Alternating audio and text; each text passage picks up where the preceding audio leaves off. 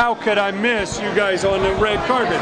Now, I know you got to have a Ronnie James Dio story. Yes, Ronnie touched so many people. I do. And you've seen so many people on the way up and down and in and out of this business. Why is it important to really treat people with great respect? Wow, that's a very good question, actually. First of all, regarding Ronnie, when I came to Los Angeles in 1987, I had the pleasure of meeting Ronnie James Dio, and of course, I was very touched because the fact is I'm a huge Ronnie fan. I mean, seriously, and I think Ronnie was the best heavy metal singer of all time. Seriously, nobody can touch him. Nobody. And so I talked to him. I said, Ronnie, I have a question for you. And he said, yes, because Ronnie was very humble and very approachable. Treated everybody. Yeah. So Ronnie said to me, I said, what's your question? I said, Ronnie, you know, I'm fresh off the boat from Europe. You know, I'm just a young kid. Let me ask you this: what do you do before you go on stage? How do you prepare yourself technically? What do you do? He said, first note I do is the right one. I said, do you warm up? He's like, never. I said, you never warm up? He's like, no. I said, it's impossible. He said, it is possible. That's Ronnie James Dio.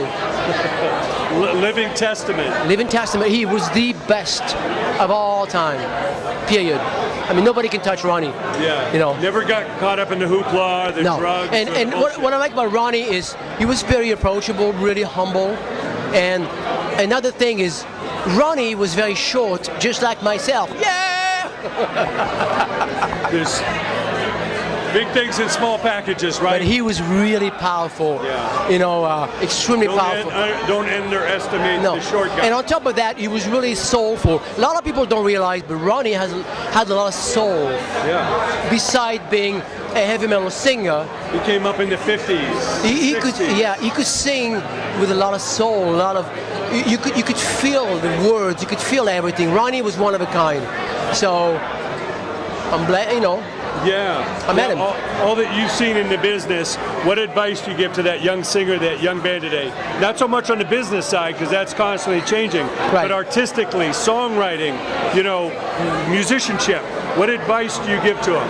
I think, in my humble opinion, you have to be real. You have to be real, and you have to believe. You have to believe so strongly than other people can believe, because the dream starts with you.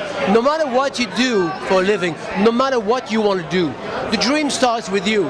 If you don't believe, they will not believe.